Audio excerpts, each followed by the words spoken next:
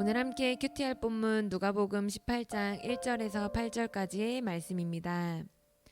예수께서 그들에게 항상 기도하고 낙심하지 말아야 할 것을 비유로 말씀하여 이르시되 어떤 도시에 하나님을 두려워하지 않고 사람을 무시하는 한 재판장이 있는데 그 도시에 한 과부가 있어 자주 그에게 가서 내 원수에 대한 나의 원한을 풀어주소서 하되 그가 얼마 동안 듣지 아니하다가 후에 속으로 생각하되 내가 하나님을 두려워하지 않고 사람을 무시하나 이 과부가 나를 번거롭게 하니 내가 그 원한을 풀어주리라. 그렇지 않으면 늘 와서 나를 괴롭게 하리라 하였느니라. 주께서 또 이르시되 불의한 재판장이 말한 것을 들으라. 하물며 하나님께서 그 밤낮 부르짖는 택하신 자들의 원한을 풀어주지 아니하시겠느냐. 그들에게 오래 참으시겠느냐. 내가 너희에게 이르노니 속히 그 원한을 풀어주시리라.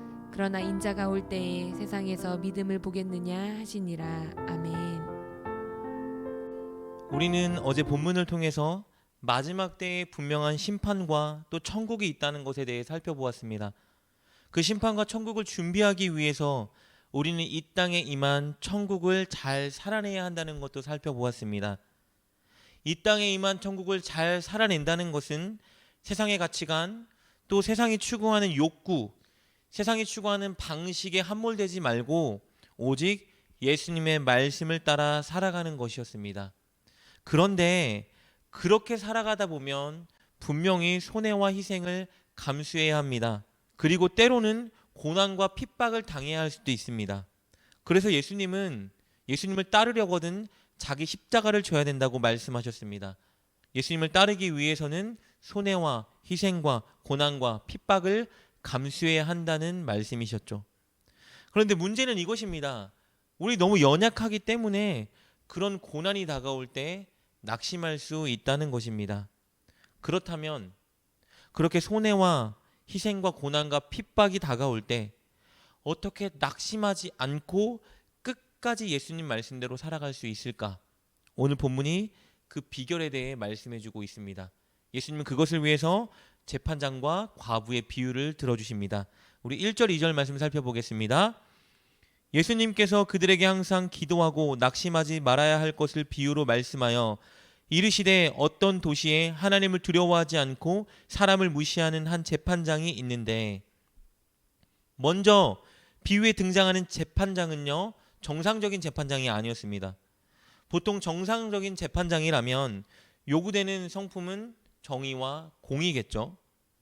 재판장은 사람을 존중하는 태도를 기본적으로 가지고 있어야 해요.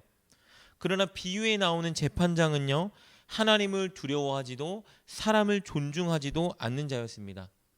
여러분, 하나님을 두려워하지 않는다는 말은요, 정의와 공의를 저버린다는 의미를 가지고 있습니다. 재판장은 정의와 공의에 관심이 없던 자였어요. 그리고 사람을 존중하기는커녕 사람을 무시하는 자였다고 기록되어 있습니다. 이런 재판장에게 한 과부가 원한을 풀어달라고 간청합니다. 3절 말씀입니다.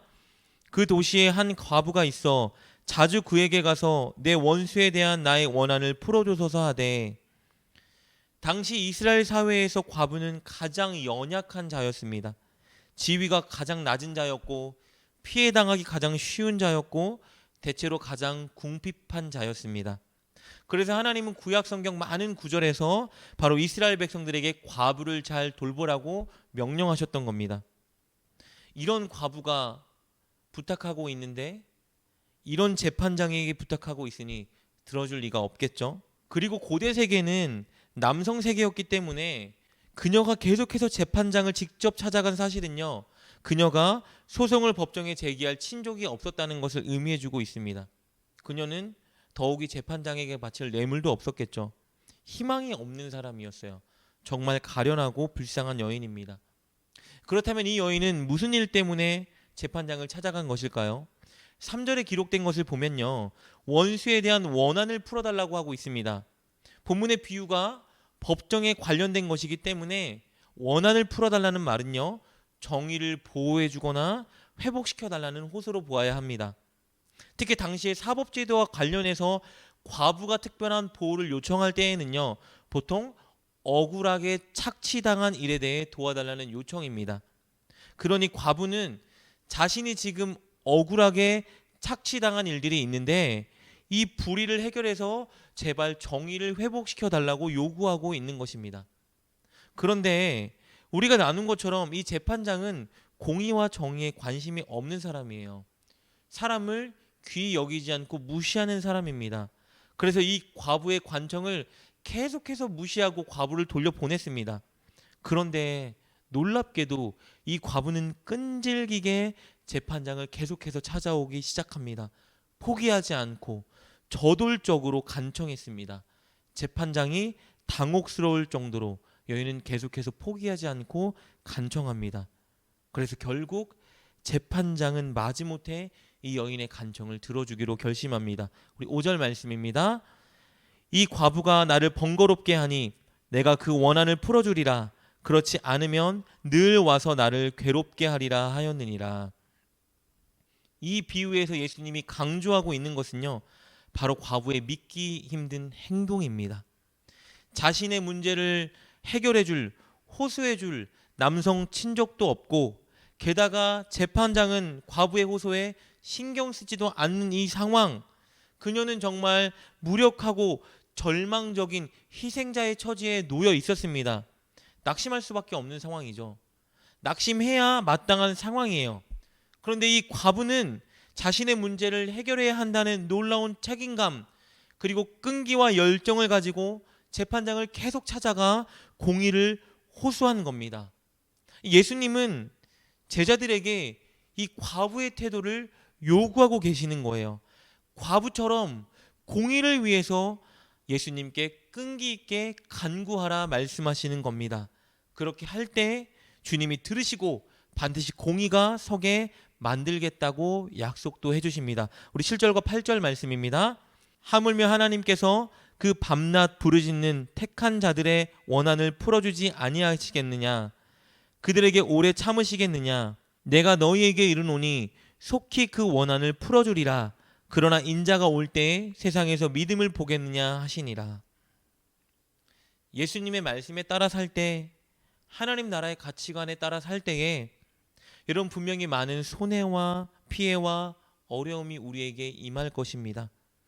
때로는 세상이 정해놓은 불의가 우리를 공격하고 억울하게, 그래서 낙심하게 만들기도 할 것이에요. 그때 우리는 낙심한 상태로 주저앉아 있으면 안 됩니다. 세상의 흐름에 휩쓸리게 부정하게 살아서도 안 됩니다.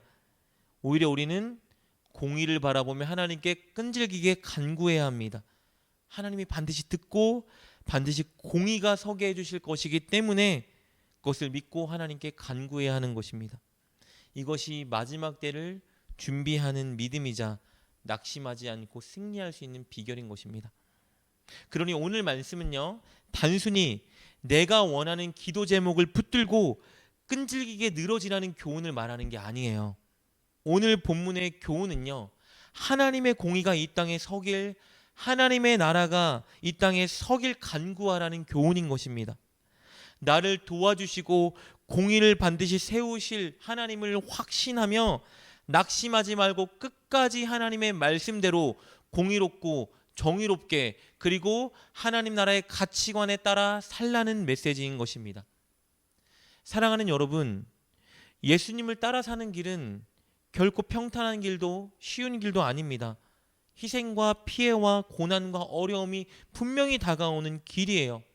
정의와 공의가 굽어지는 상황이 발생될 수 있는 길입니다. 그러나 낙심하지 않고 끝까지 예수님 말씀에 순종할 수 있는 비결은 하나님이 다 알고 계시고 하나님이 갚아주실 것이며 하나님이 공의와 정의를 세워주신다는 믿음을 갖는 것입니다. 그 하나님을 신뢰하며 믿기 때문에 하나님께 늘 간구하는 것, 그것이 바로 비결인 것입니다. 그리고 우리가 정말 믿고 간구한다면 우리가 먼저 늘 공의롭게, 정의롭게, 정직하게 하나님 나라의 방식대로 살아야 할 것입니다. 여러분, 꼭 정의와 공의를 지키며 또 하나님의 공의를 위해 간구하는 하나님 나라의 백성이 되시길 주님의 이름으로 축복합니다. 기도하겠습니다.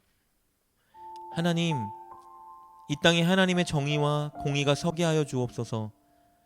그것을 위해 우리가 먼저 정의롭고 공의롭고 정직하게 살게 하시고, 또 어떤 불의 속에서도 낙심하지 않고 하나님의 도움을 확신하게 하옵소서.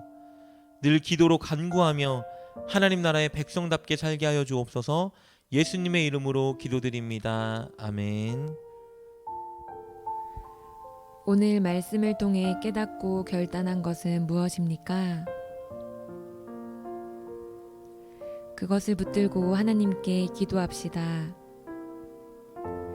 그리고 그렇게 실천하며 하루를 살아가는 여러분 되시길 주님의 이름으로 축복합니다.